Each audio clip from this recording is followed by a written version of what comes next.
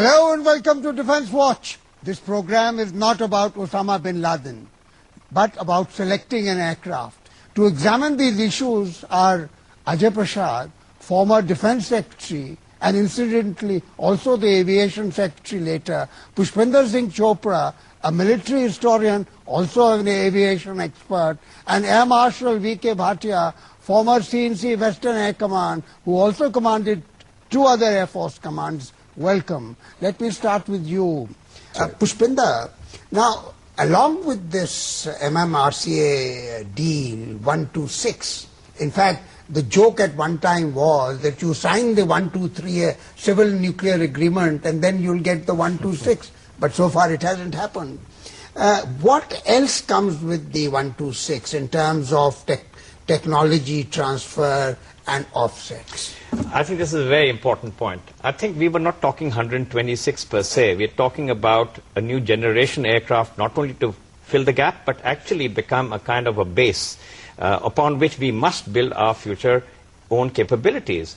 So I'll stay with this for a minute by going back to the initial request for information that went to 4 companies which were meeting the M, and I emphasize medium, MMRCA requirement. That was the Americans with the F-16, the F-18 didn't come in, the French with the Mirage 2000, which actually behind the scenes everybody knows was what the Indian Air Force really wanted in large numbers.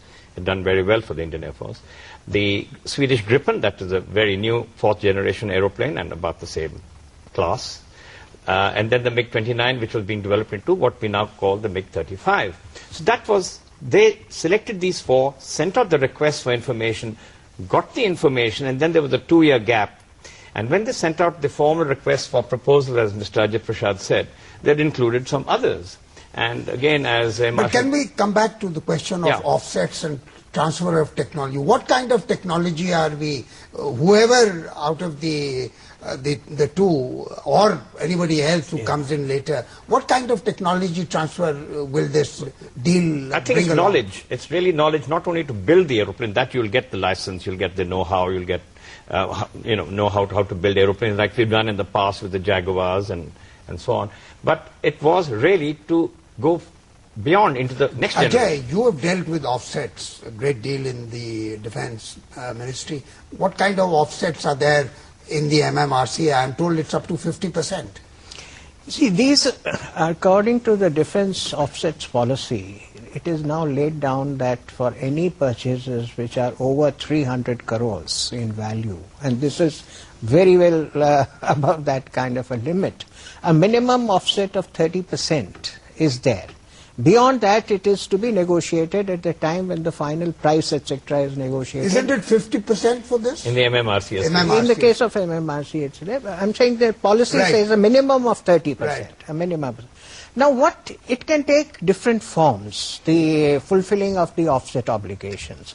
It can take the form of the company which ultimately wins the order, outsourcing components, design, other know-how from India. That's one. It can invest in setting up even a joint venture. That would count towards, fulfilling the offset obligations. It will go towards transfer of technology, etc., with Indian companies. So you plow back 50% of that. The whole idea of putting an offset obligation is to build your indigenous capability. And it need not. Now 50% offsets would be a huge amount of, fillip to the Indian industry.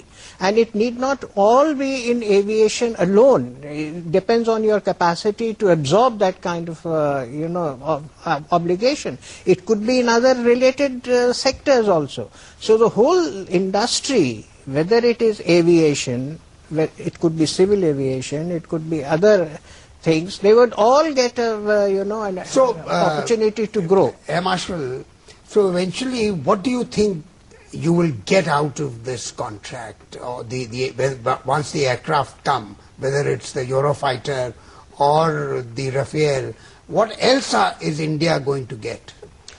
You see, basically they will get a real 4th generation plus aircraft, and they will get to understand this aircraft, the technology, And it can only be hoped that this particular technology absorption, if India undertakes, that it will come in handy in developing their own MCA. But does technology come that easy? Will India really get that kind of technology? No, it's certainly not going to be that easy. That is why I'm saying it is to be hoped that India will be in a position to absorb this technology and actually utilize it in the development of its own aircraft, the medium combat aircraft which India is developing. Right now. So let's now get back to the American contenders in the race.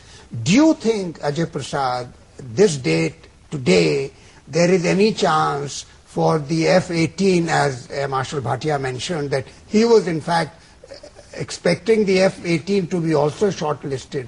Do you think there is a chance for the F-18 to get back? I think it's a little early to pronounce any kind of a final verdict on this, but I dare say, and this is my personal view, that we have not heard the last word on this as yet. And I'm sure that the Americans or even the Russians or others, disappointed as they are with this technical evaluation process that has gone in, will probably continue to make some efforts, maybe continue to suggest some alternatives or some improvements, etc. So probably there is some more, chapter so the race of the is not story over. to be. According to you, the race is not probably, over. I think the door is still open. Yeah. For the Americans. But at the same time, I would like to say one thing, Ashok, that, you talked about the relationship, the bilateral relationship between India and US. I think we have evolved now to an extent that one deal like this is not likely to, upset the relationship. The game changer either way. It's not a game changer. Pushpinder, what is your assessment now? Because the Americans, if you recall, in the Eurocopter deal, they were initially out and they were brought back, and of course they stayed out on their own violation. I think this is very interesting because a lot of defense programs have got, should we say, stayed at a certain crucial moment and then reoccurred. And one was in the Eurocopter versus Bell program, where the Indian Army has been looking for a light observation helicopter for a long time. Well, it still hasn't happened, and we are 5 years down the line. And the last word from you, Jimmy Bhatia, F-18 comes back? Well, if F-18 comes back, it'll be a serious contender. But once again... And the prices, the price... then I think L1 could be a deciding factor. Because they will probably be the lowest price. Well, one can't say. I mean, these aircraft... So the last word has not been said on the MMRCA. Who gets it? The Ministry of Defence made its choice based on the recommendations of the Indian Air Force, and as the panel has just said, that the doors are not closed for the American aircraft to come back. So there is still some distance away for the contract to be signed, and there could be some unexpected developments, as Ajay Prasad has just told us. To find out what these developments could be, keep defense watching. That's all for now. Till next time, same time, goodbye and namaskar.